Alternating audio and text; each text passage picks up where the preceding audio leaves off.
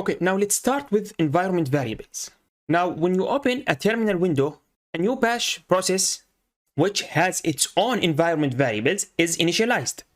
And these variables are form of global storage for various settings, inherited by any application that are run during that terminal session. So open the terminal here. Okay, I want to increase the font size a little bit. Okay, let's clear the screen.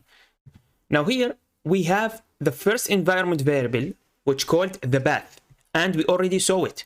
So I will use the echo command and put the $sign and the name of the variable.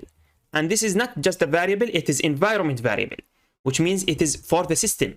So echo path here, it will start showing us the path where Kali Linux will start looking to check for commands.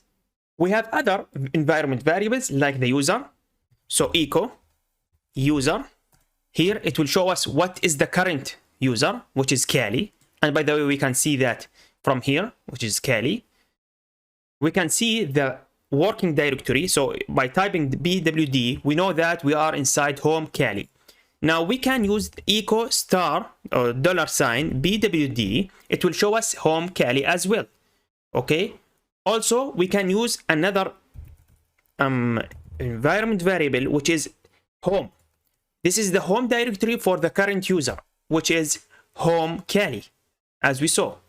Okay, by the way, we are inside the tilde. That's why pwd, it will show us the same value. So if I go ls, for example, to desktop, okay, now if I type pwd, it will print the working directory. Please don't get confused. Okay, pwd or echo the pwd, it will show us home Kali desktop, which is where is the current directory, or print working directory or the current directory, which is here. All right, but echo home, it will show us the home directory for the current user, which is Kali. Now, what if we want to create a new variable inside the bash? So first, let's clean the screen. I want to declare this variable var1 equal, for example, 168.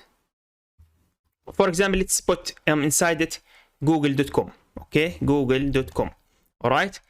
So if I type echo $sign var1, it will show us google.com. But if I type, or if I open a new terminal, so Ctrl Shift N, and if I type echo var1 again, okay, it will show us nothing. Why? Because we open a new terminal session. So this variable is inside the current process. So again, if I type bash command, and bash command here is to open a new bash inside this process, so it will be considered a sub process. If I type echo var1, it will show us nothing. So how to make this variable available for all the sub processes? Well, first let's put the exit command. This is to exit from the current shell, or by typing Ctrl D. Okay, so the exit. Now if I type echo var1 again, you can see that it is google.com. Now I will use command called export. So this export var1 equal youtube.com, for example. If I type echo var1 this time, it will be youtube.com. Now if I open a new bash, okay, bash terminal or a bash process, if I type echo var1, it will be here, which is youtube.com. Okay, so far so good. Now if I type Ctrl D or exit, clear the screen, echo var1, yeah, youtube.com is still here. So we will use export command for such things to have this variable for all the sub processes. All right, now what is the use of the variable? Of course, we can use it in bash scripting and all of things. So for example, bing $sign var1, this will start pinging youtube.com. But again, don't do this on a live targets. By the way, Bing will not do anything harmful, but please don't do any scanning or any reconnaissance, whatever, on a live targets, because you may get in trouble. Now we have special variables. First, let's clear the screen. The first one, which is echo $sign. So here it will print us the current process ID or PID. So the current ID or PID for this bash terminal or process is like this number, okay, 1105. So to make sure, open a new bash. Now type echo $$. You can see that, oh, it is different, which means this is another bash process as a sub process inside this bash process, and it will show us the PID. Also, we have the echo. So first, let's quit from this bash, clear the screen, echo $, and question mark. So this to tell us what is the status of the last running command. So that if 0, which means it is run successfully. If other than that, it will be considered failed. So for example, let's put this command. This is not a command. This is an error. As you can see, command not found.